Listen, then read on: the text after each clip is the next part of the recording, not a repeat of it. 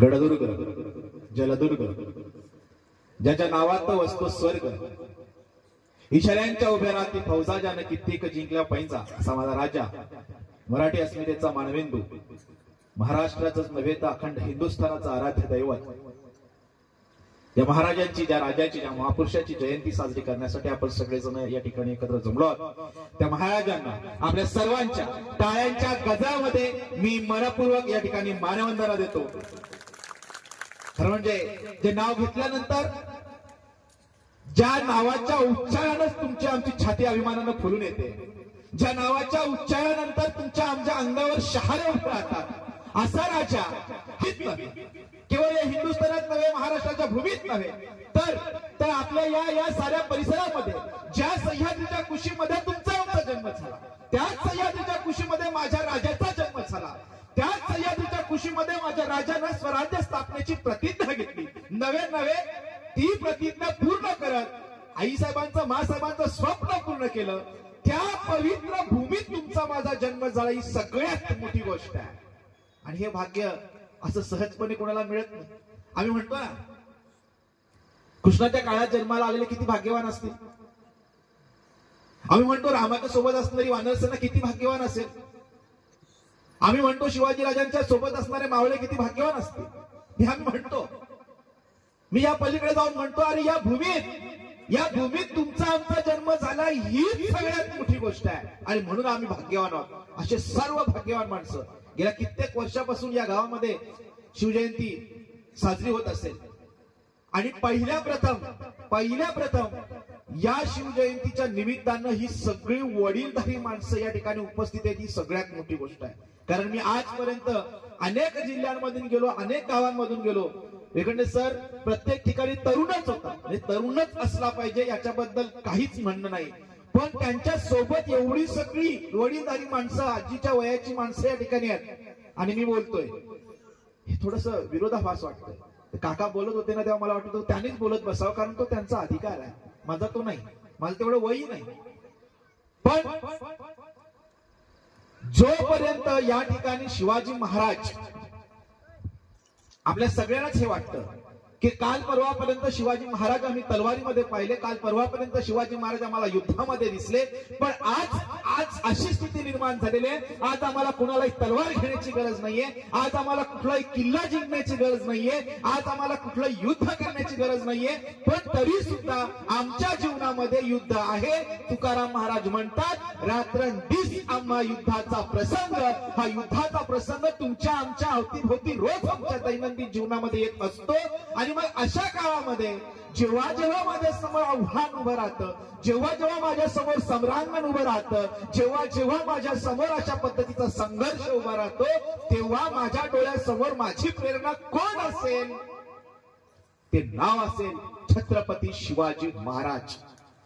आणि मग अशा राजाचा विचार, तलवारी पलीकडचा राजा कसा असेल, तो आम्हाला आमच्या तरुण पिढीपर्यंत, तो आमच्या या भावी पिढीपर्यंत पोहोचवण्यासाठी तब्बल 20 वर्ष आम्ही या ठिकाणी अशा व्याख्यानाच्या माध्यमातून काम करत आहोत.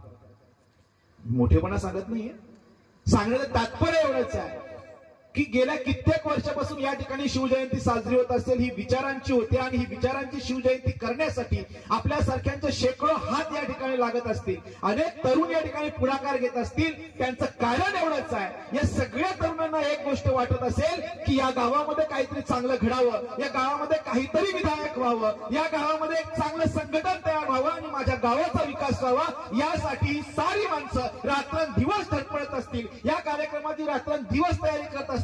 या सगळ्यांच्या डोक्यामध्ये एकच विचार आहे की काहीतरी विधायक घडावं. खरं म्हणजे अशी माणसं ही या समाजाची रत्न असतात, म्हणून अशा माणसांसाठी टाळ्या व्हायला हव्यात. कारण हे सोपं नाहीये. गावागावामध्ये आमचे सारखे असे अनेक तरुण मंडळी आहेत, यांना यांच्या राजकारणाशी काही संबंध नाही, पण आपण सगळं जोडलेलं असतं. ते एका क्षणात एक ग्रामपंचायतचं भंगार इलेक्शन सगळं सोडून टाकतं, आपल्याला त्या ठिकाणी माणसापासून माणूस तोडून टाकतं. माझ्या राजाने मला एक गोष्ट शिकवलेली आहे, जोपर्यंत माणसातला माणूस जोडला जात नाही, तोपर्यंत इथं क्रांती घडणार नाही, तोपर्यंत इथं कुठलंही विधायक काम होणार नाही. माणूसच जोडला नाही तर माझ्या राजाने केलंय काय? माझ्या राजाने केलं काय? माझ्या राजाने हा आदर्श मला घालून दिलाय. माझ्या राजाने माणूस पहिला उभा केलाय, माणूस सोडलेला आहे. पण आमचं उलट झालेलं आहे. आमचं उलट, आम्ही दुसऱ्यापर्यंत जातच नाही, आम्ही दुसऱ्यापर्यंत पोहोचतच नाही. आपल्यापैकी किती तरुण कामावरून आल्यानंतर माझं घर सोडून दुसऱ्या घरामध्ये बसायला जातो. पूर्वीच्या काळी म्हणजे आता इथे तुम्ही सगळे वयोवृद्ध आहात. मी हे बोलणं मला थोडस संकोचासारखं अवघडल्यासारखं वाटतं. तुम्ही सगळी बाबा, सगळी माणसं तुम्ही गावाच्या मंदिराच्या पायऱ्यांवर बसत असाल, एखाद्या झाडाखाली बसत असाल, संध्याकाळ झाल्यानंतर ही सगळी माणसं एकत्र येत असतील. पण दुर्दैवानं आज बाबा असं पाहायला मिळत नाही. त्यामुळे या घरातला तरुण काय करतो, तो पोरगा कुठे कामाला, एखाद्या माणसाने विचारलं तर आपल्याला माहिती नसतं. कारण आपला संवादच संपून गेलेला आहे, पूर्ण संवाद संपून गेलेला आहे. आई वडिलांचा मुलांशी संवाद तुटलेला आहे. तरुण मुलं आई वडिलांशी बोलत नाहीये. ही सगळी वस्तुस्थिती दिसून येते. आम्ही लाख पण शिवाजी महाराज की जय म्हणून, आम्ही लाख पण शिवाजी महाराजांच्या जयंत्या साजऱ्या करू, पण जोपर्यंत आमचं एकमेकांशी बॉन्डिंग होत नाही घरातल्या घरात, तर मग ह्या सगळ्या लांबच्या गोष्टी येतो. हे सगळ्या लांबच्या गोष्टी, आमची बॉन्डिंग झाली पाहिजे. माझ्या घरामध्ये माझ्या मुलाशी माझी बॉन्डिंग किती, आम्ही बसलोय खोपड्यामध्ये, आम्हाला सगळ्यांना वाटतं शिवाजी जन्माला यायला हवा, पण तो दुसऱ्याच्या घरात ना, माझ्या घरात नको. आमचा पोरग जरा कुठं धडपडलं, जरा कुठं पडलं, जरा कुठं लागलं तर आम्ही लगेच त्याला सावरतो. तो पडू नये म्हणून आम्ही त्या ठिकाणी त्याला सावरत असतो. आणि मग लगेच त्या ठिकाणी त्याच्या हातात मोबाईल देतो, कारण त्याने भोकाण पसरू नये. मग त्याला मोबाईल दिला जातो. तो मोबाईल मध्ये गुंतलेला असतो, तो मोबाईल मधलं सगळं बघत असतो. आणि मग आमची जिजाई कुठे असते, त्या खोक्यासमोर उभी असते. तो खोका त्या खोक्याच्या समोर बसलेली असते. तिच्या डोक्यात तेवढंच असतं. आता मी त्या सिरियल काही पाहत नाही, पण त्याच्यामध्ये त्या हिचा नवरा त्याच्याकडे, तिचा बायको याच्याकडे, हे सगळं दाखवलेलं असतं. ही ते बघत असते, ही ते बघत असते. ते बघू नये, बघणं तो सगळा ज्याचा तुझा वैयक्तिक प्रश्न आहे. पण मूळ मुद्दा असा आहे, आम्ही आमच्या मुलांशी संवाद किती साधतो. 400 वर्षापूर्वी माझ्या राजाला घडवण्यामागं माझ्या जिजाईचा तेवढाच अधिकार होता. शिवराज राजे त्या ठिकाणी महासाहेबांच्या मांडीवर बसायचे. आई साहेब त्याला गोष्ट सांगायच्या, बाळा तुला माहिती आहे का तुझा जन्म कुठे झालेला आहे, तुझा जन्म भोसले कुळात झालेला आहे, याच कुळामध्ये रावाचा जन्म झालेला आहे, या रामानं रावणाला मारलेला आहे. आणि म्हणून लोकांनी रामाला देव बनवला, देव म्हणून पूजला. खऱ्या अर्थानं लोकांसाठी, लोकांना न्याय मिळवून देण्यासाठी राम झिजला. माणूसच होता तू, काही देव म्हणून जन्माला आलेला नाही, माणूस म्हणून जन्माला आलेला आहे. पण त्यानं लोकांसाठी न्यायाचं काम केलेलं आहे. इथला माणूस उभा राहावा म्हणून काम केलंय. नुसताच नाही वनवासात गेला, वनवासात गेल्यानंतर त्या रामानं तिथल्या सगळ्या वानर जातीच्या ज्या वेगवेगळ्या जाती आहेत, मागास जाती आहेत, या मागास जातीच्या लोकांना धर्माचं ध्यान दिलं आणि त्यांना उभा केलेला आहे. तुला सुद्धा अशा पद्धतीनं न्यायासाठी, अन्यायाच्या विरुद्ध लढणारा माणूस तुला उभा करायचा आहे, हे जिजाई सांगते. आमची जिजाई सांगते, शेजारच्या काकूकडे जाऊ नको, तिचा बाल्या तुझ्या चिमटे काढतो. आमची जिजाई काय काय शिकवत असते, कळत ना कळत आपणच त्याला त्या ठिकाणी वेगवेगळ्या गोष्टी सांगत असतो. माझ्या जिजाईनं शिवाला मांडीवर घेतलं, त्याला सांगितलं तुझा जन्म यादव कुळामध्ये, जाधव कुळामध्ये झालेला आहे आणि त्या कुळामध्ये इथून मागे कृष्णाचा जन्म झालेला आहे. असा कृष्ण ज्यानं न्यायासाठी, न्याय मिळवून देण्यासाठी सख्या मामाला सुद्धा मारायला कमी केलेला नाहीये. म्हणजे जी माणसं अन्यायी असतात, दुष्ट प्रवृत्ती असतात, ती नाते त्या ठिकाणी पाहायचं नसतं, तिथं नातं पाहायचं नसतं. समाजासाठी एक चांगला निकोप समाज निर्माण होण्यासाठी आम्हाला काय करता येईल, मग तो दुष्ट असो, तो कसा असो, तो सख्खा नातेवाईक असला तरी त्याला मागे पाहायचं नाही, त्याला ही शिक्षा झालीच पाहिजे. तुकाराम महाराज म्हणून गेले, भले तरी देऊ काशीची लंगोटी, नाटाळाच्या माथी हाणू काठी. हे शिकवण दिलेले आम्ही देतच नाहीयेत ना, आम्ही आमच्या मुलांना सांगतच नाहीये. आम्ही फक्त जयंत्या करणार, माफ करा महाराज, आम्ही फक्त जय जयकार करणार. आम्हाला हा जय जयकार करायचाच आहे. आम्हाला अभिमानानं आमच्या खांद्यावर महाराजांची पालखी मिरवायचीच आहे. पण तो अभिमान आम्हाला बाळगताना आमच्या डोक्यामध्ये एक गोष्ट असली पाहिजे, माझ्या घरात सुद्धा शिवबा घडला पाहिजे आणि तो घडण्यासाठी घराघरात जिजाई जन्माला यायला हवी. जोपर्यंत जिजाई जन्माला येत नाही तोपर्यंत शिवबा घडणार नाही. आता मी असं म्हटलं का जिजाई, आणि मग पालकांना वाटतं, बापाला वाटतं जाऊ दे जिजाईच घडायची, शहाजी पण घडला पाहिजे, शहाजी पण घडला पाहिजे. कारण शहाजी राजांनी स्वप्न पाहिलेलं आहे स्वराज्याचं, ते स्वप्न शिवबा उचलतायत, ते स्वप्न पूर्ण करतायत. शहाजी तितकेच महत्वाचे आहेत. पण दुर्दैव असं झालंय, आमच्या शहाजी तर इतका संभ्रमित झालेला आहे का कोणत्या गटाकडे जाऊ, या गटाकडे जाऊ का त्या गटाकडे जाऊ, आज हा फुटला उद्या तो फुटला, अरे या सकाळी हा इकडे होता परवाच्या दिसतो तिकडे होता ना आज तर भलतीकडेच दिसतो. ही सगळं टीव्हीवरचं चित्र पाहून संभ्रमित झालेला आमचा शहाजी, त्याला कळतच नाही आता करू तरी काय. ही सगळी संभ्रमावस्था आमची निर्माण झाली. खड्ड्यात घाला द्या ना सगळ्यांना, यांची काही गरज नाहीये. हे सगळं विचार शून्य सगळं सुरू आहे, सगळं विचार म्हणजे सगळ्यांनी विचारच विकून टाकल्यासारखं दिसत आहे. माझे आजे मला यासाठी ग्रेट वाटतात, राजांनी एक विचार स्वीकारलेला, एक विचार स्वराज्य.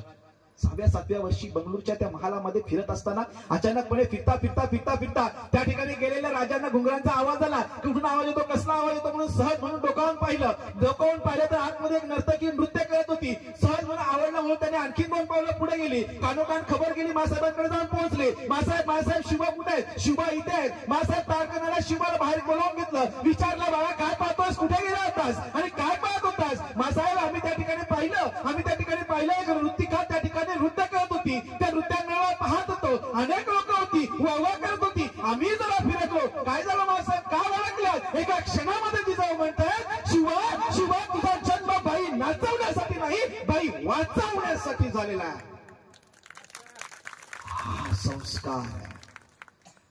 हा संस्कार आहे.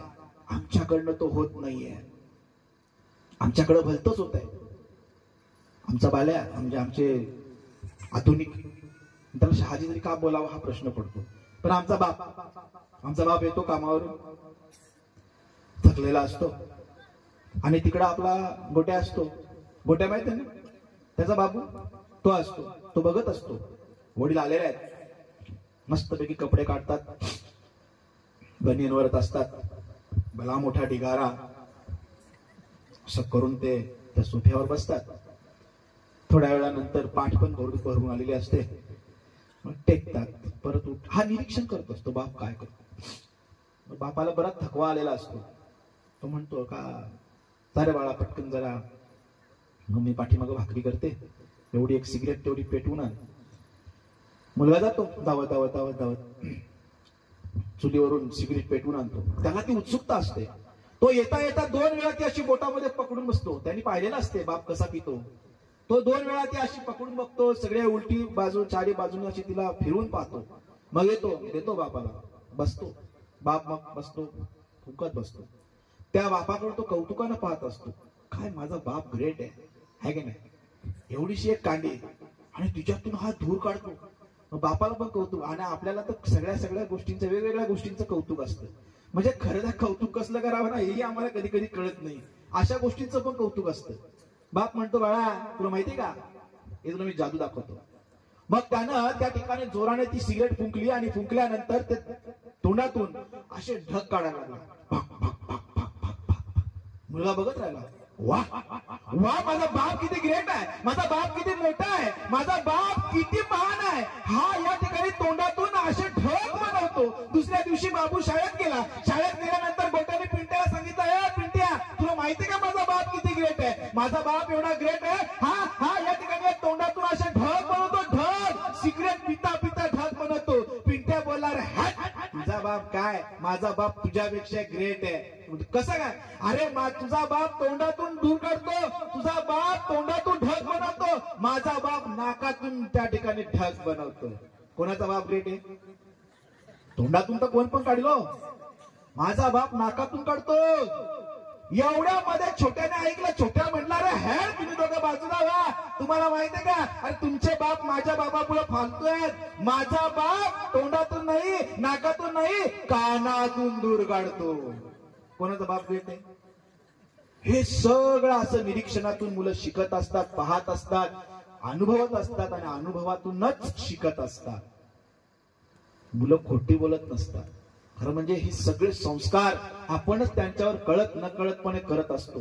जिजाऊंनी माझ्या शिवावर केलेला जो संस्कार आहे तो संस्कार शेवटपर्यंत टिकला. आणि म्हणूनच तर जेव्हा जिजाईने सांगितलं तुझा जन्म बाई वाचवण्यासाठी झालेला आहे, एकदा सांगितलेली गोष्ट माझ्या महाराजाच्या मनामध्ये पक्की बसलेली आहे. म्हणूनच तर 15व्या वर्षी त्या ठिकाणी त्या रांधाच्या पाटलानं त्या ठिकाणी बदपैली झाला आणि त्या तरुणीवर बलात्कार केला.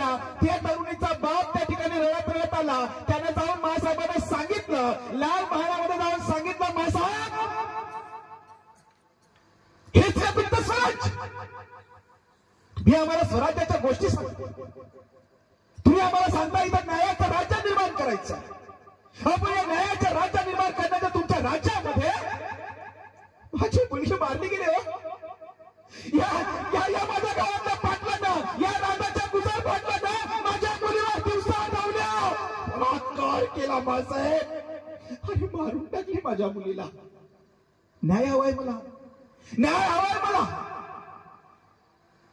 महासाहेबांची अर्थार्थी नजर बाळासाहेबांवर पडली. एका क्षणात कळाले बाबाचे हजार करात्या रामजादी पाटलाला मिळाली इशारा. उडाली धूळ, निघाले घोडे. रातोरात रांगाचा पाटील त्या ठिकाणी काहीच नाही.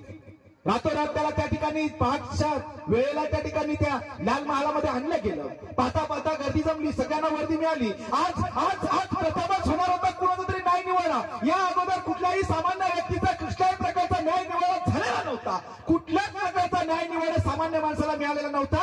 आज पहिल्या प्रथम या महालामध्ये न्याय होणार होता आणि तो न्याय कोणाच्या बाजूने होतो हे पाहण्यासाठी पाहता पाहता गर्दी जमली. शिवाने विचारलं पाटलाला, तुझी भूमिका काय, तुझं म्हणणं काय? या ठिकाणी हे जे सांगताय ते खरं आहे का?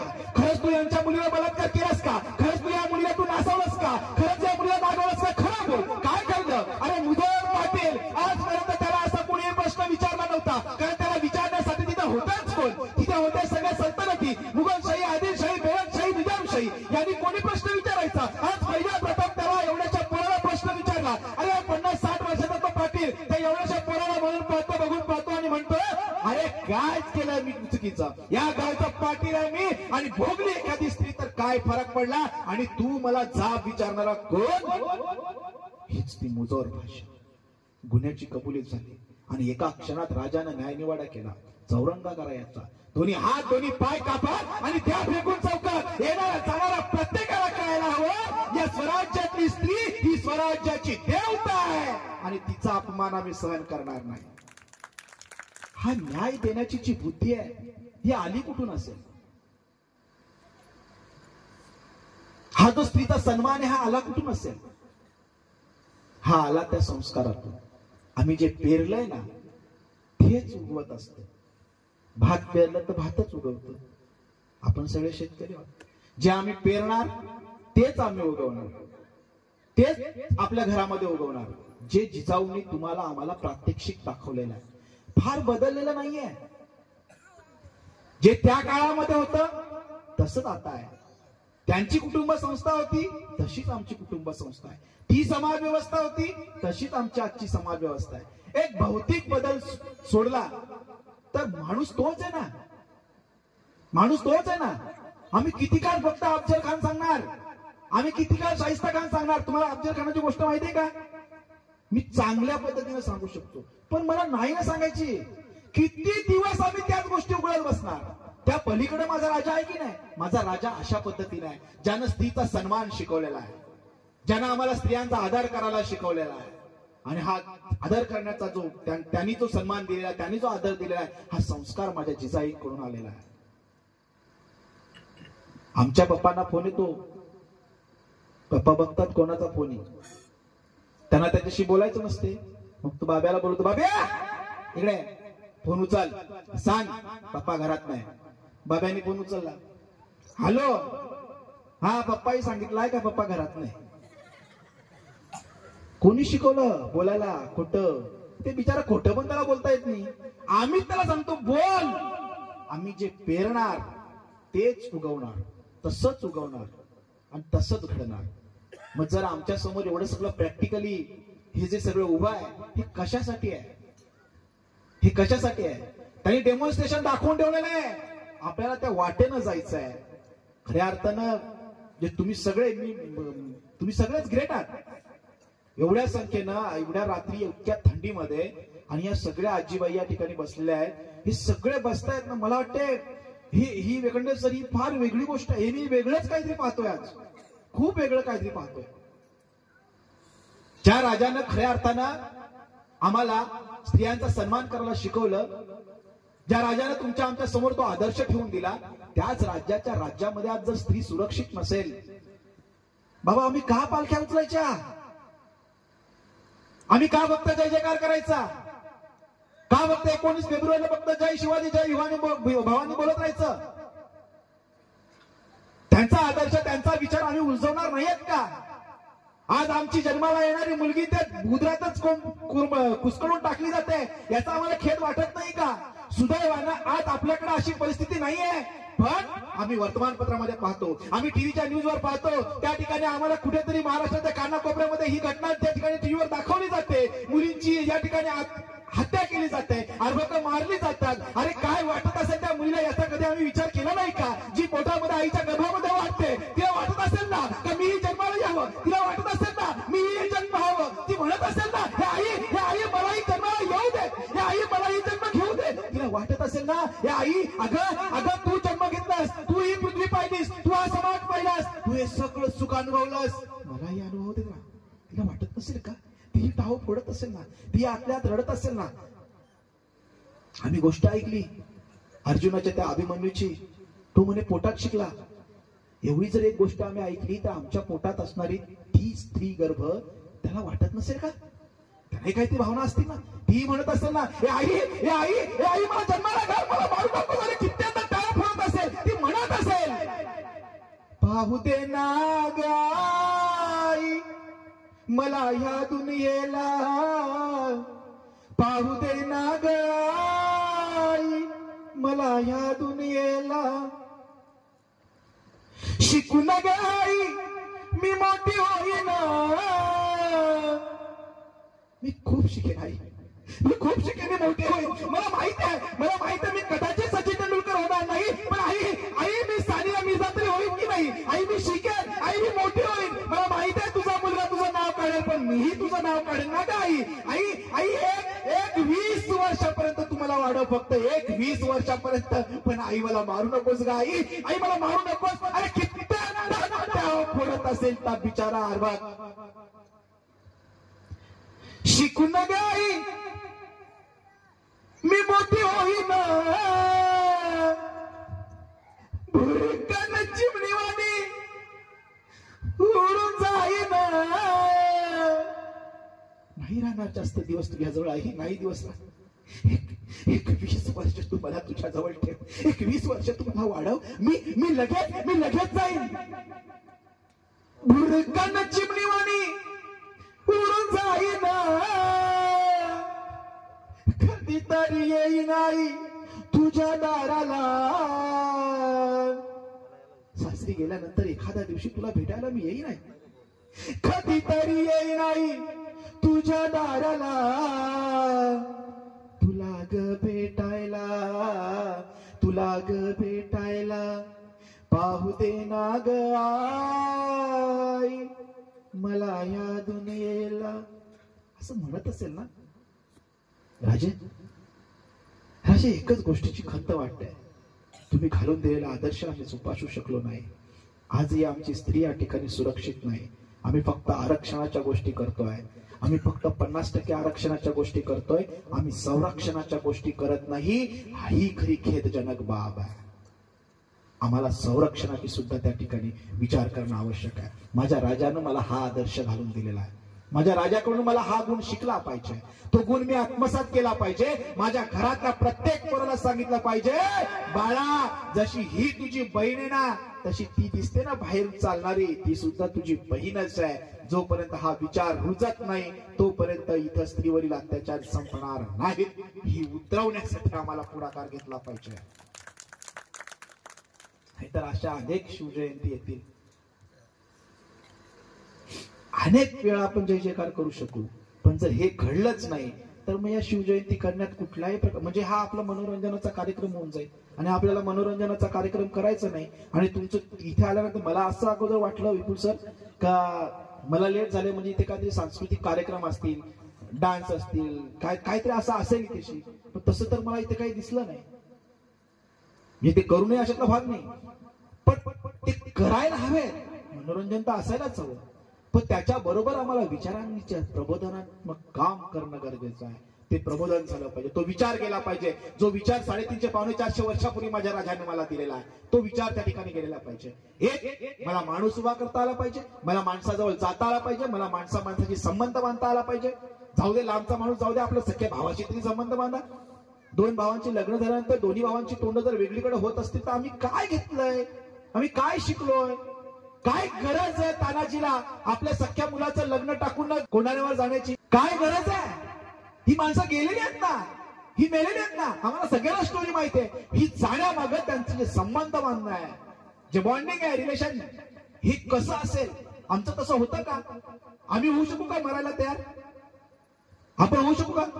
सगळ्यात जास्त माणूस कशाला घाबरतो? सगळ्यात जास्त माणूस कशाला घाबरतो?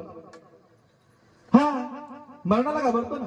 प्रत्येक माणूस मरणाला घाबरतो. आपल्याला सांगितलं मरायचं, अहो अगदी शेवटच्या अस्थि पंजर झालेल्या माणसाला पण सांगितलं तुला मरायचं, तरी तो 2 मिनिटं विचार करतो, अरे थांब जरा, अजून 2 दिवस थांबतो, असंच म्हणणार. प्रत्येक माणूस मरणाला घाबरतो असं तुमचं म्हणणं आहे. मी म्हणतो माणूस मरणाला नाही घाबरत, माणूस मरणाला नाही घाबरत. समजा इथं वादळ आलं, जोराचं वादळ आलं, आता अख्खा गाव आपण इकडे बसलेलो, जोराचं वादळ आलं, इतकं जोराचं वादळ आलं, इतकं जोराचं वादळ आलं, आणि आपण सगळेच गेलो. काय प्रॉब्लेम आहे कोणाला? आपण सगळेच गेलो तर काय प्रॉब्लेम आहे का कोणाला? कोणालाच प्रॉब्लेम नसणार आहे, कारण सगळेच जाणार आहोत ना. आपल्याला भीती आपल्या मरणाची नाही आहे, आपल्याला भीती दुसरं जिवंत राहण्याची आहे. आपल्याला भीती दुसरा जिवंत राहण्याची आहे. कारण समजा ऍक्सिडेंट झाला, आपणच मेलो तर आपल्याला वाईट वाटायचं, आपणच मेलो, बघू जेव्हा आत्मावित्मा येतात असं सांगतात, आपण तर काय बघितलं नाही, तो येत असेल तर आपणच मेलो, बघ ना कसे मस्त लाडूवर ताव मारून बसलेत, काय खातात काय करतात, हे असं तो बोलत असेल समजा. पण सगळेच जर गेले असतील, जाऊ दे ना, मी गेलो ना, तो पण गेलेला आहे.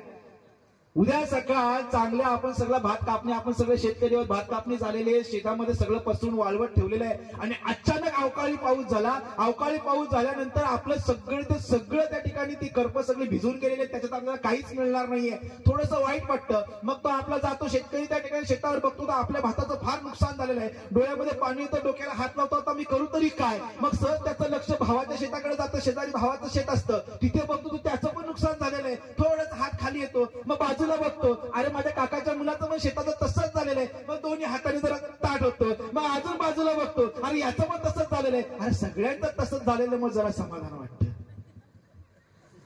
वस्तुस्थिती आहे, वस्तुस्थिती आहे.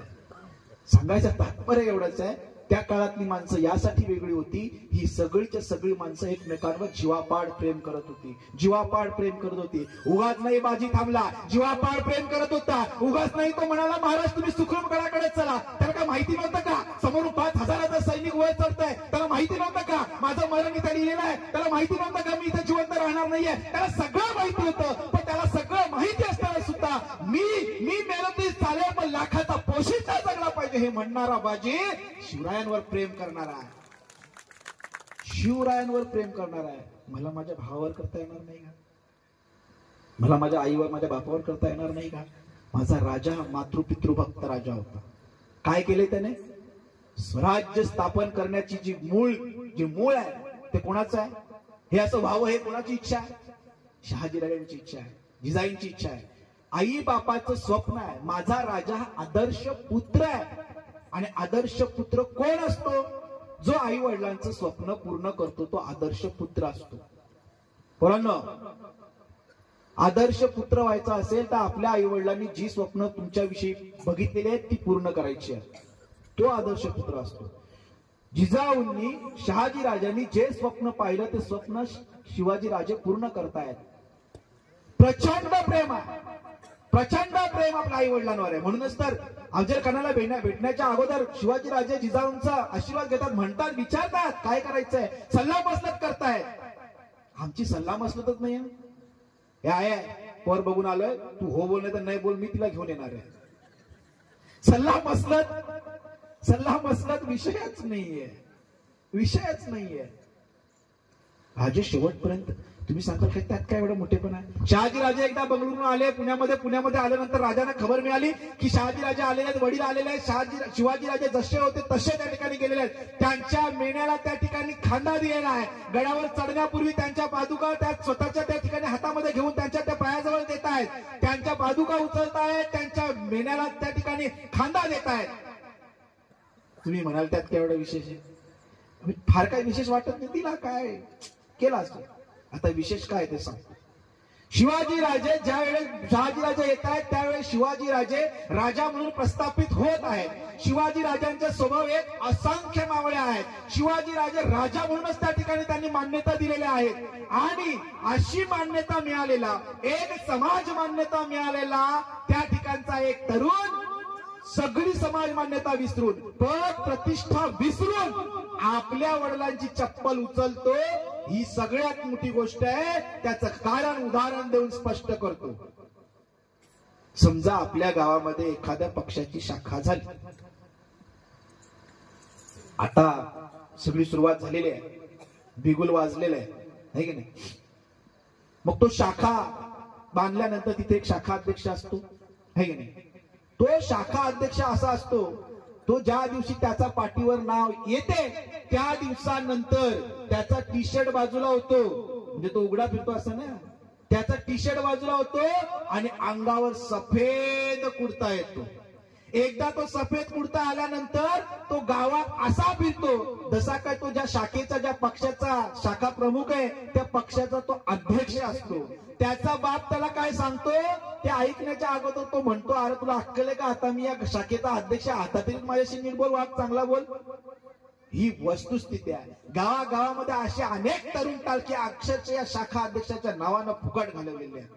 म्हणजे त्यांनी चांगलं काम करण्यासाठी केलेली ही गोष्ट वेगळी आहे. पण जर अशा अनेक पक्षांची किंवा अनेक शाखांची अशी लोक आहेत ही फक्त त्या पाठीपुरता मर्यादित राहिलेले आहेत आणि ते स्वतःलाच इतके ग्रेट समजायला लागलेले आहेत की त्याच्या पुढे आपले सगळे सोयरे नाते सगळी तुटत चाललेले आहेत. मग मला सांगा, या सगळ्या पार्श्वभूमीवर माझा राजा जर माझ्या शहाजी राजांच्या पालखीला खांदा देतोय, जर त्यांची चप्पल उचलतोय, तर हे किती ग्रेटनेस पण आहे जे आम्ही स्वीकारलं पाहिजे, आम्ही घेतलं पाहिजे. म्हणून मी माझ्या राजाला मातृपितृभक्त राजा बोलतोय.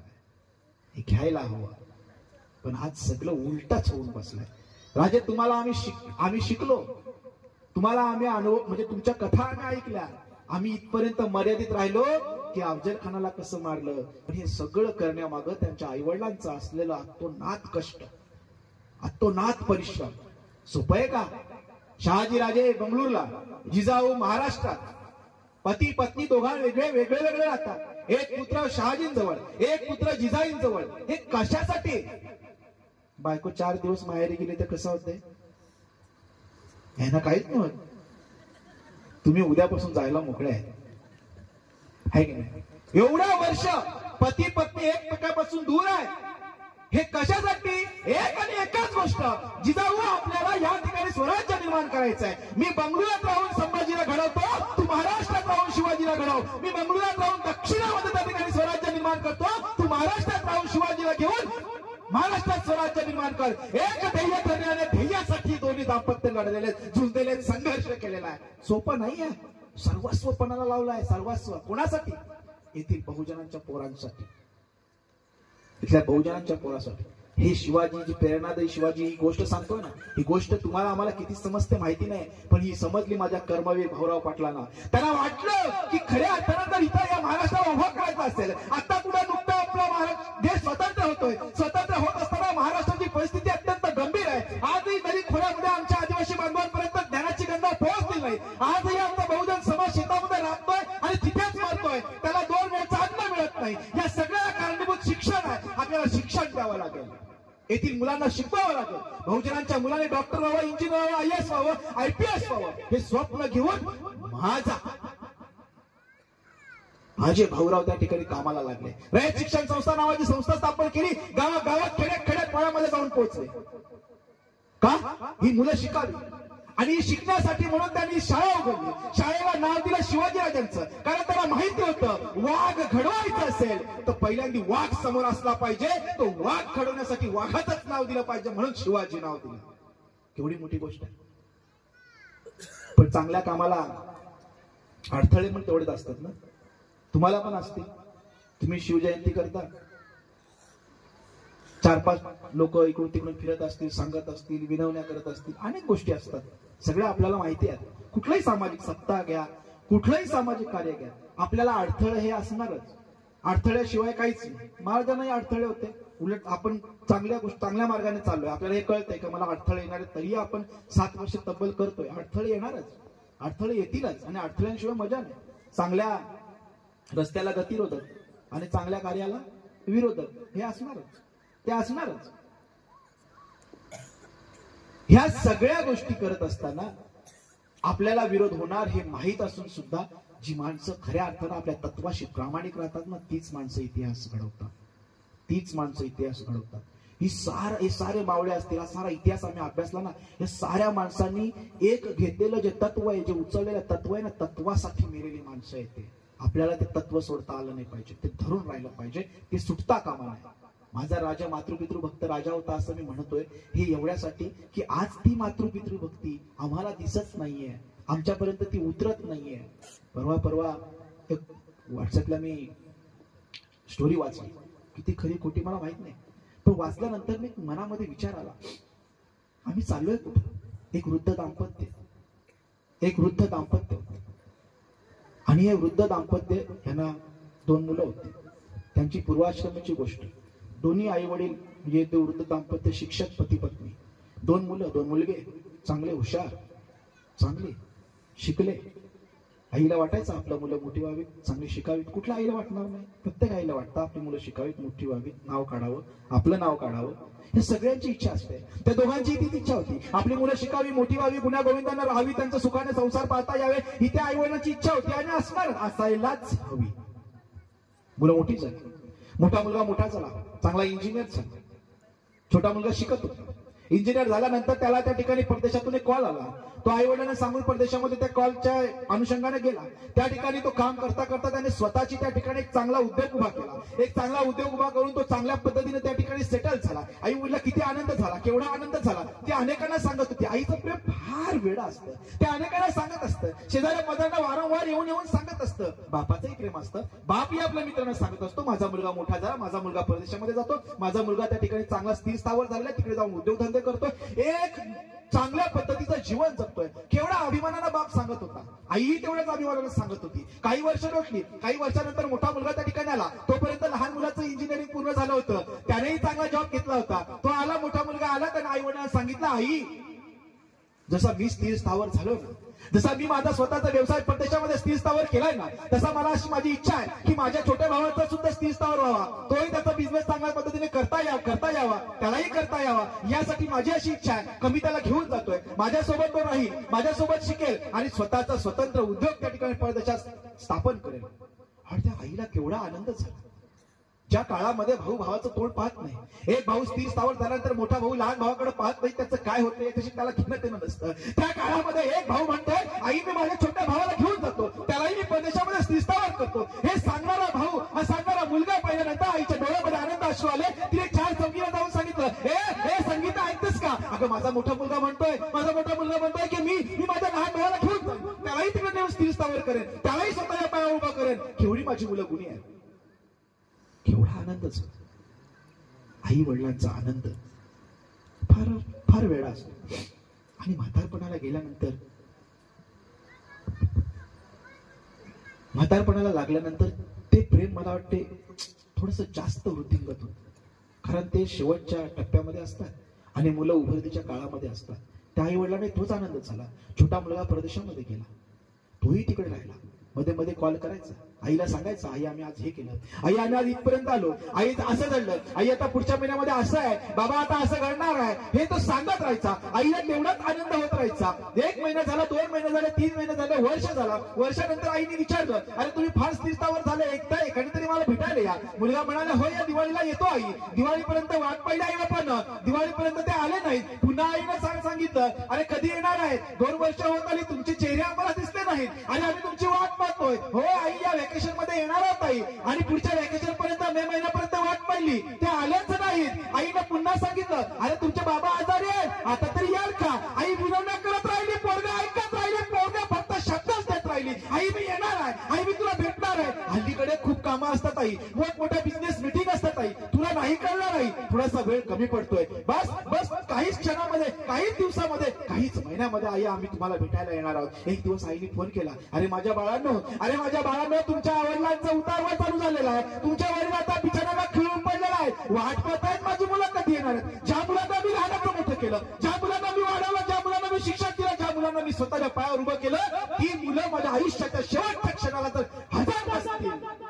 मी मरू कसा? तुमच्यासाठी त्यांचा मृत्यू घटमळतोय रे. कधी या विनवण्या करून सांगत होते, पण पैशापुढे सारं शून्य झालंय का? आज पैशापुढे आम्हाला माणसाची किंमतच नाही राहिली का? सगळी किंमतच संपून गेली का? माणसाला किंमतच राहिली नाही का? जरा पुन्हा एकदा आम्ही शिवाजी महाराजांकडे येऊया. तुम्ही म्हणाल तुम्ही फार बाहेरचं बोलता, मी बाहेरचं नाही बोलत आहे, मी इथलंच बोलतोय, याच शिवचरित्रावर बोलतोय. पुरंदरच्या तहामध्ये 23 किल्ले राजाला द्यावे लागले. आणि विचार करण्यासारखी गोष्ट काय गरज होती 23 किल्ले देण्याची? 23 किल्ले 4 लक्ष होण्याचा मुलूक यासाठी दिलं की ही रयत सुखी व्हावी, या रयतेवर कुठल्याही प्रकारचा अन्याय होऊ नये. जर मी या ठिकाणी तह केला नाही तर या ठिकाणी युद्ध होईल आणि युद्धामध्ये माझी जनता मारली जाईल. त्या माणसाचा विचार केलाय, त्या माणसाचा विचार केलाय. ही सारी लोक इतके महान आहेत ना, यांचं महानत्व आम्ही समजू शकलो नाही. यांनी माणसाचा विचार केलेला आहे आणि आम्ही आज पैशापुढे माणूसच संपवून टाकलेला आहे. आमची किंमत किती? आमची किंमत किती? माणसाची किंमत किती? 2 खडे आणि 100 रुपयाची नोट आणि एक अख्खं मत. माणसाची किंमत किती? मटणाचे 2 खडे या व्यतिरिक्त आपली किंमत आपणच ठेवली नाहीये. पैशापुढे शून्य झालोय आम्ही, आम्हाला सर्वश्रेष्ठ झालाय. ती आई म्हणते, अरे किती दिवस पाठ पाडणार? तुमचा बाप अंतिम क्षणाला या ठिकाणी येऊन पोहोचणार आहे, आता तरी या की नाही? अरे आता तरी या, तुमची वाट पाहतोय तो, टाळा पडतोय, माझ्या मुलांनी यावं, माझ्या मुलांनी मला पाहावं. अरे मला शेवटला या ठिकाणी जाता जाता माझ्या या दोन्ही कर्तबगार मुलांचे चेहरे माझ्या डोळ्यामध्ये साठवून मला स्वर्ग लोकाची, जे काही लोक मिळाले त्या लोकांची मला यात्रा, या लोकांची यात्रा संपून परलोकाला जायचंय, त्या अगोदर मला या दोघांना पाहायचंय. अरे केवढ्यांदा टाव पडतोय, रडतोय, रात्रंदिवस डोळ्यातून अश्रू पडतायत, रात्र झोपत नाहीये, तळमळतोय म्हातारा, या कुशीवरून त्या कुशीवर वाट पाहतोय, तुमची वाट पाहतोय. हो आई येणार, आई आम्ही लवकरच येणार. या व्यतिरिक्त कुठलं उत्तरच कळत नाही. निसर्गाची करणी झाली, बाप गेला, बाप मेला, आईने टाव पडला, दोन्ही मुलं जवळ नाहीये. बापाच्या पिरडीला खांदा द्यायला मुलं नाहीयेत. मुलं का नाहीयेत? कारण त्यांना पैसा प्रिय झालेला आहे, यासाठी मुलं नाहीयेत. आम्ही कमी पडतोय का संस्कार देण्यामध्ये? गावून गावाला अशी परिस्थिती पाहायला मिळते. गावून गावाला तुम्ही एकेकाच्या अशा गोष्टी ऐकाल, एकेका बापाच्या, आईच्या, आपल्या डोळ्याला पाणी येऊन जातं. आई रडायला लागली. शेजारचा मुलगा आला, शेजारच्या मुलानं फोन केला, त्यानं सांगितलं, अरे दादा, हे दादा, अरे तुमचा बाप गेला, अरे तुमच्या आई, तुमचा बाप तुम्हाला फोन करत होते, सातत्यानं सांगत होते, या आम्हाला भेटा. अरे ज्या मुलाला मी या खांद्यावर खेळलं, घोडा बनवून त्याच्यासाठी या गुडघ्यावर रांगलो, ती मुलं शेवटच्या क्षणाला माझ्या तिरडीला खांदा द्यायला येणार नसतील तर अशी मुलं जन्माला घालण्यात तर काय अर्थ आहे? आता आई तुमची एकटी राहिली आहे, आता तरी या. त्यानं सांगितलं. एक 8-10 दिवसांनी लहानगा आला, हलक्या पावलांनी पायरी चढला. समोर आई दिसली, समोर उजाड कपाळानं बसलेली सतार त्या छपराकडे पाहत असलेली ती आई दिसली. बाजूला बापाचा फोटो दिसला. शांत येऊन बसली. आई काही बोलली नाही, शांत होती, बिचारी शांत होती. शेजारचा मुलगा त्या छोट्याकडे पाहत होता. त्याच्या मनात वेगळाच प्रश्न होता. अरे एवढ्या दिवसांनी तुम्ही आलात, तुमच्या आई बाप तुमची वाट पाहत होती, तुमचा बाप शेवटच्या क्षणापर्यंत तुम्हाला पाहण्यासाठी उत्सुक होता. आज तू मेल्यानंतर आला, पण तू एकटा का आलास? दादा कुठे आहे? मोठा भाऊ कुठे आहे? तू एकटा का आलास? त्या मुलानं उत्तर दिलं, खूप काम असतं, आमचा व्यवसाय खूप वाढलेला आहे, इतका व्यवसाय वाढलेला आहे की आम्ही दोघांनी आता पक्की गोष्ट ठरवून ठेवलेली आहे. आम्ही दोघांनी एक गोष्ट ठरवलेली आहे, बापाच्या वेळेस मी येणार आणि आईच्या वेळेस तो येणार. आम्ही वाटणी करून घेतलेली आहे. चुलीत घालायचंय.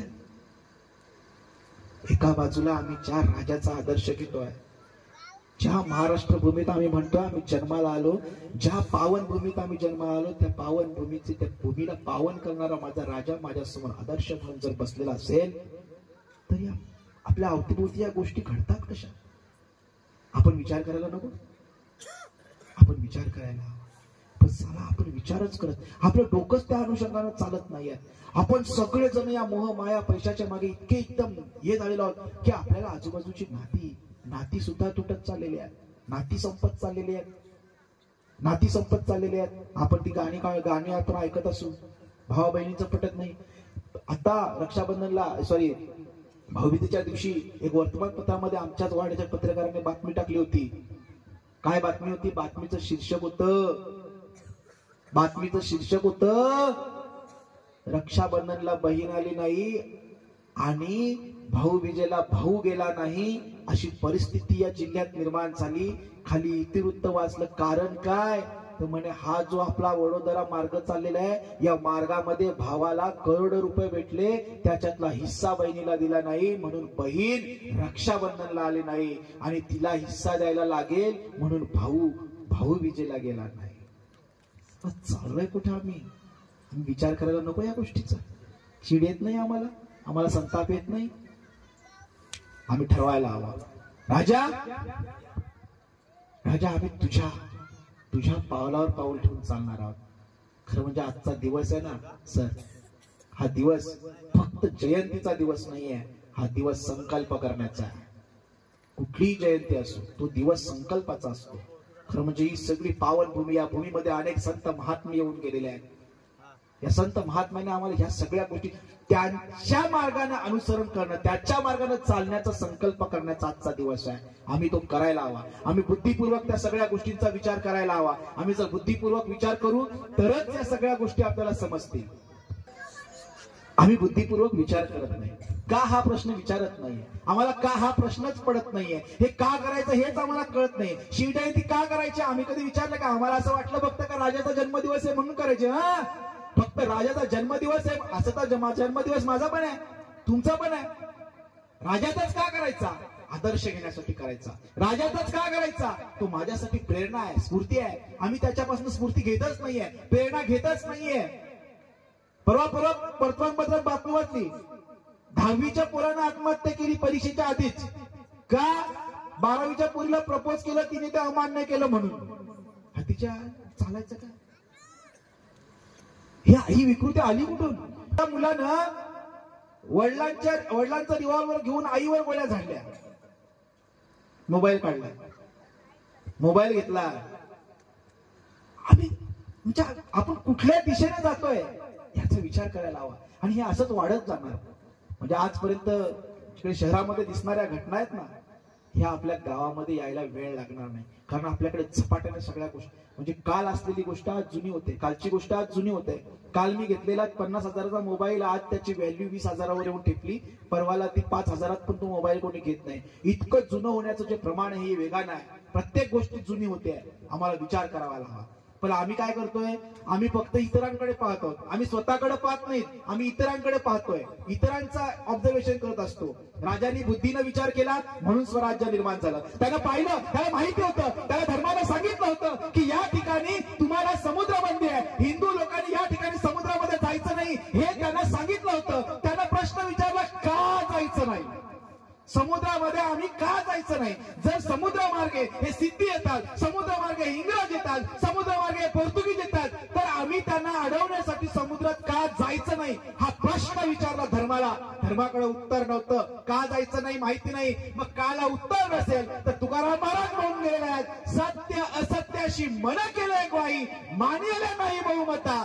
जर मला सत्य पटलेलं आहे का तुम्ही म्हणताय त्या काळा उत्तर नसेल, मला जायचंय त्याचं सत्य कारण आहे का मला शत्रूला अडवण्यासाठी समुद्रात जावं लागेल, म्हणून आरमाराची स्थापना करायची आहे. जेव्हा जेव्हा माझ्या मनाला का हा प्रश्न पडला त्यावेळेस क्रांतीची सुरुवात झालेली आहे. प्रत्येकाला काचा प्रश्न पडलाय. आम्ही स्वातंत्र्य लढ्याचा इतिहास अभ्यासला की त्या प्रत्येक क्रांतिकारकाला अभ्यासला तर प्रत्येक क्रांतिकारकाला का हा प्रश्न पडला म्हणून तो क्रांतिकारक झाला. आम्हाला क्रांती घडवायची असेल तर का हा प्रश्न पडला पाहिजे. पण दुर्दैवानं आपण सगळेच मेंढर होऊन बसलोय. पुढचा चाललाय ना आपण त्याच्याच मागे चाललोय. काही आजूबाजूला बघायचं नाही, काही विचार करायचं नाही. आमच्या त्या आया बहिणी आपल्या लग्नाच्या वेळेस ते दुपारच्या वेळेला आपण हळद लावतो ना, हळद दुपारी नवरा असेल नवरी असेल तिला हळदीचा कार्यक्रम असतो दुपारचा, त्या ठिकाणी ते जमतात. अशीच एक फार फार वर्षापूर्वी तुम्हाला कदाचित इथे बऱ्याच आजी आहेत त्यांना माहिती असेल का अशी एक गोष्ट होती की त्या काळामध्ये असंच एक हळदीचा कार्यक्रम चालू होता आणि त्या हळदीच्या कार्यक्रमामध्ये एक मांजर होतं. मांजर माहिती आहे ना, मांजर होतं. ते मांजर त्या घरामध्ये इकडून तिकडून त्या कार्यक्रमामध्ये लुडबुड लुडबुड लुडबुड लुडबुड करत होतं.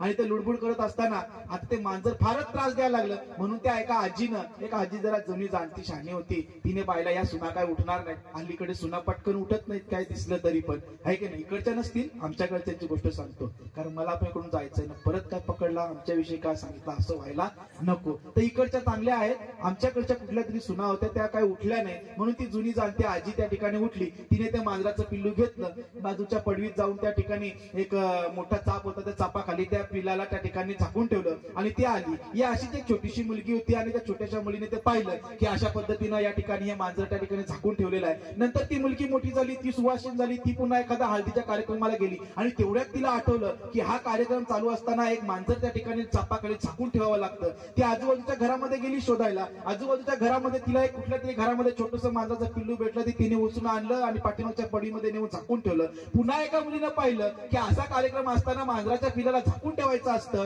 ते का झाकून ठेवायचं असतं माहित नाही, पण झाकून ठेवायचं असतं म्हणून तिनेही अख्खा गाव शोधला. पण त्या ठिकाणी तिला एक मांजराचं पिल्लू भेटलं, तिनेही ते आणून झाकून ठेवलं. ही प्रथा चालू झाली आणि मग ती प्रथा अशी झाली का हळदीच्या कार्यक्रमाला एक मांजरीचं पिल्लू चापाखाली झाकून का काय विचारलंच नाही, काय विचारलंच नाही. ते करायचं, कुणीतरी केलं म्हणून करायचं. एक शेवटचं फक्त वडील असतात, एक मुलगा असतो आणि तो वडील आणि मुलगा आणि त्यांच्या सोबत एक गाढव असतं. गाढव माहितीये दिदी, गाढव माहितीये, त्याला 2 पाय असतात, 2 शिंग असतात. हो हो नाही, हा म्हणजे नाही म्हणाली ती, ते अशी म्हणाली, मला वाटलं का हो म्हणते की काय. तर ते गाढव आणि ते गाढव घेऊन हे पिता पुत्र आणि ते गाढव एका गावातून दुसऱ्या, जुन्या काळची गोष्ट आहे, एका गावातून दुसऱ्या गावामध्ये जात असतात आणि चालत चालत चालत चालत निघालेले असतात. निघाल्यानंतर बऱ्याच काही अंतरावर गेल्यानंतर एक 3-4 माणसं त्यांच्या आडवी येतात आणि ते म्हणतात, अरे काय म्हणे मूर्ख माणसं आहेत तुम्ही, एवढं छान गाढव आहे, एवढं उंड गाढव आहे, एवढं तरुण गाढव आहे, एवढं ताकदवान गाढव आहे आणि गाढवाचं काम काय दीदी, गाढवाचं काम काय, व्हेरी गुड, गाढवाचं काम काय ओझं उचलणं. मग त्या माणसाने सांगितलं तुमच्यापैकी एक जण सहज या गाढवावर बसू शकतो, कशाला पायांना त्रास द्यायचा. त्या 2 पिता पुत्रांना ही गोष्ट पटली. त्यांनी फार काही विचार त्या गोष्टीवर केला नाही आणि मग मुलगा म्हणाला का तुम्ही बसा. वडील म्हणाले नको, तू लहान आहेस, तू बस, मी चालतो.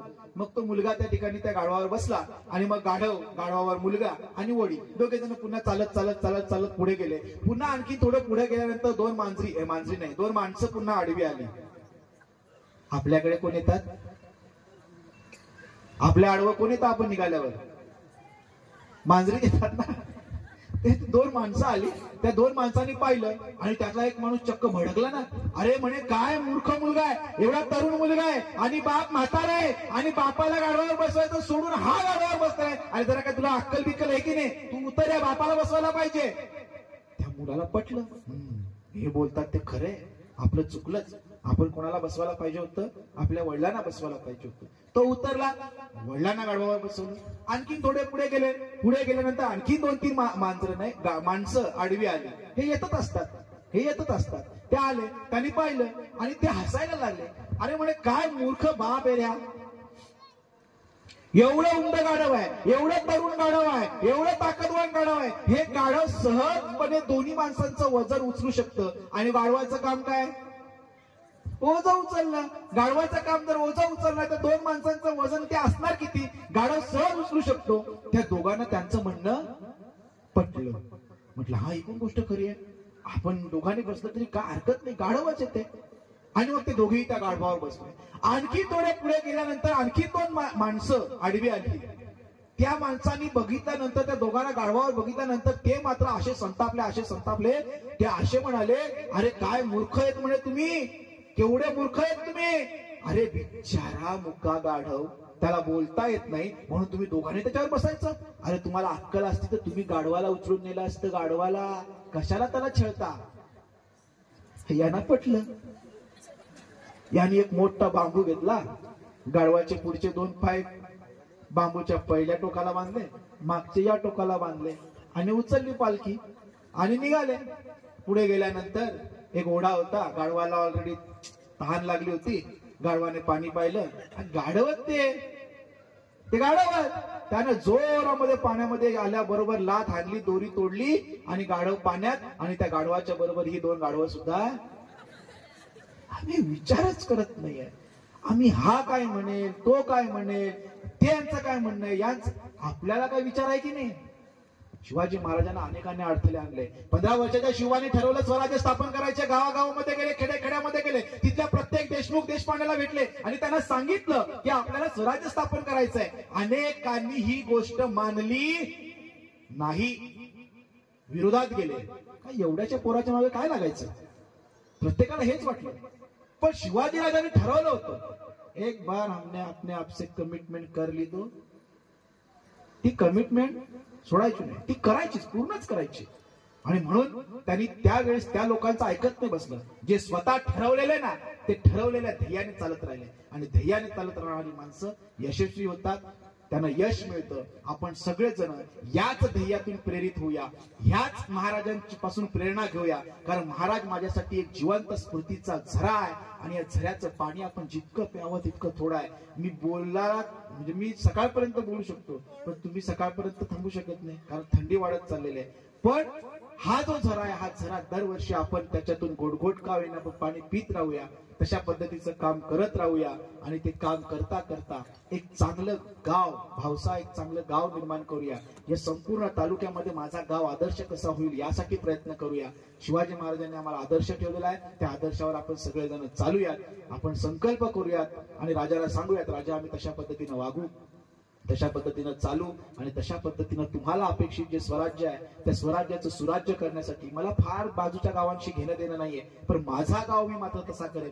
माझा गाव मी स्वच्छ ठेवीन, पर्यावरण दृष्ट्या सक्षम बनवेन. माझ्या गावातल्या कुठल्याही स्त्रीवर कुठल्याही प्रकारचा अन्याय होणार नाही. माझ्या गावात कुठलाही मुलगा शिक्षणापासून वंचित राहणार नाही. माझ्या गावामधल्या प्रत्येक कार्यक्रमात मी स्वतः सहभाग घेईन. मी सांगणार नाही का हे त्यांनी करायला लावले ते त्या गटाचे म्हणून मी जाणार नाही. विधायक कामामध्ये, चांगल्या कामामध्ये गट तट सोडून आम्ही कामाला लागू, तरच आपण खऱ्या अर्थानं शिवजयंती साजरी केली असं मला वाटतं. आता मी या ठिकाणी माझा वाणीला पूर्णविराम देतो. एकदा फक्त मी सकाळी 8 वाजल्यापासून बोलतोय. माझा आवाज मोठा आहे का तुमचा आवाज मोठा आहे ते आपण थोडंसं आजमावूया. चालेल दीदी? चालेल, बघूया आता कोणाचा आवाज मोठा आहे. माझ्या मागे आपण एकदा महाराजांच्या नावाची एक ललकारी देऊयात. क्षत्रिय कुलोत्तंस शिवसनाधीश्वर कुलवाणी भूषण राजाधिराज महाराज छत्रपती शिवाजी महाराज के, छत्रपती शिवाजी महाराज